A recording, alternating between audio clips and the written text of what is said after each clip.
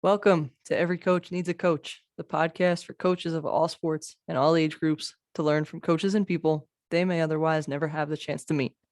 On today's C1, Do One, Teach One, we are continuing to talk about influence.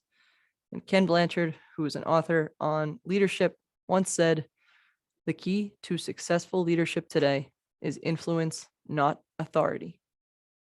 The key to successful leadership today is influence, not authority. So the other day we talked about how I gave you a Nancy Gibbs quote who said, "Power is a tool, influence is a skill. One's a fist, the other's a fingertip."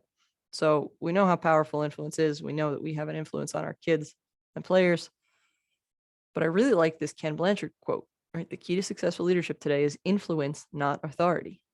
We pick our captains, we're promoted in our jobs. Um, we're given the label of boss or CEO or manager or whatever. It doesn't mean anything.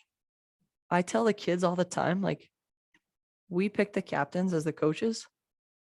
They choose the leaders. They know who has the most influence on the team and therefore who the leaders are. It doesn't matter if I pick a kid as a captain. If that kid has no influence on the team, anything they say, the kids aren't going to do. The same goes for us as coaches. If we don't have influence on the team, we're not strong leaders. And in the next couple episodes, we're going to talk about how to get that influence and how influence happens. And it's been really fun for me to dive in and discover that and challenge myself on that. So understand that your players have an influence on each other. Your relationship with your players matters, because if you have no influence over them, nothing you say matters. And if you do have an influence, the flip side of that, if you do have an influence, so much of what you say matters to them. Your words are way more impactful.